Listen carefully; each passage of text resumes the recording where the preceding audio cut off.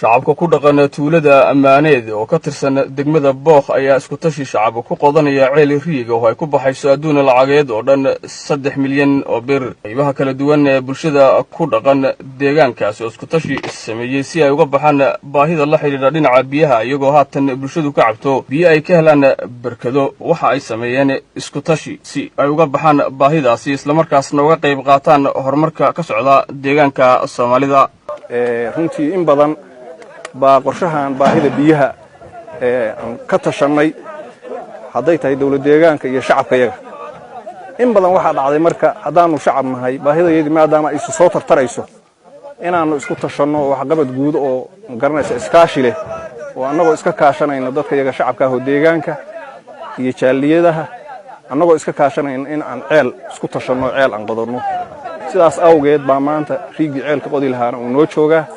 wixii isku tashiyahay hadda anagu aan qabanay Ilaahay subhanahu wa ta'ala baa noo suura galiyay laakiin wixii wadu jeedaan maanta meeshaan taaganahay waa Ammaaneed waa goobtii loo asteeyay in riigka laga qodo oo ceelka laga qodo maadaama bulshadan ay muddo dheer ku soo jirtay baahi biyo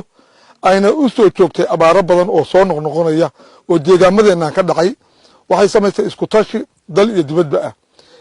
iyagoo la tashanaya qurba joogtooda deegaanka u dhalatay iyagoo la tashanaya ganacsatadooda deegaanka u dhalatay iyagoo la tashanaya culmadooda deegaanka u dhalatay iyagoo la tashanaya siyaasiyiintooda deegaanka u dhalatay oo ay ka mid yihiin hadda kuwan taagan ee ka socda degmada Booq iyo kuwa kale oo jira dawladda dhexe intaba isku tashigoodu wuxuu gaaray heer lagu ururiyo dhaqaalo aan isleenahay wuxuu ka feyn karaa in ceel lagu qodo. waxaan ku tashanay maadaama biyo la'aanu saas tahay oo dhibtaa ay leedahay intaa la eg inaan dawladda iyo isku tashiyaga shacabka aan ceel saan u heli lahayn hameen iyo maalinba ku seexano kuna dhalan kuna seexano dacwada dawladda dhaqaalaha iyaga wada culimada odayaasha waxgaradka dadka carrada jiro aan dhalay wadanka meel walba aan u qayshanay ceel inaan helo ilaahina aan ka barino raganimadayada iyo dadnimadayada iyo dawladda taageeradeedana aan ku helo yaa talagalkayagii ah ilaahay amarkiis wakaas halka taagan wax soo saar buu diyaar u yahay. haddaba mas'uuliyiin kala duwan oo ka tirsan maamulka degmada Booq ayaa kormeer indhayn shaqo ku soo sameeyay isku tashigan shacab iyo ceelka riiga ah ee loo qadayo. gudoomiyaha maamulka degmada Booq mudane Cabdiqani Badal Khalaf oo ka hadlaya isku tashigan shacab ee ay sameysteen shacabka ku dhaqan tuulada Ammaaneed. runtii maanta farxad weyn bay noo tahay hadaan nahay maamulka degmada Booq ee gobolka Doolo ee deegaanka Soomaalida farxadaas oo runtii ah in shacabkan santarka Ammaaneed aan la qaybsano maanta horumarkan balaaran insha Allah hadii la halkan ka hana qaadi doona oo ah in riig ama ceelbiyood halkan laga qodi doona hadii la yiraahdo ceelbiyoodkan hadda aan joogno ee santarka Ammaaneed laga qodayo runtii wuxuu ka mid yahay waxyaalaha isku tashiga bulshada lagu waxaynayo degmo ahaan oo dhanka ka qaybgalka bulshada marka la eego dhanka horumarka awoodda lagu saari doona hadii la yiraahdo ama waxyaalaha ay ahayd in awoodda ku saarno shacabka in la abaabulo oo miisaaniyada kooban ee degmadu ay hayso ama dawladdu ay hayso kaliya inaan lagu xisaabtaminin bulshada lafteeda wax qabsan karto la dhiirigeliyo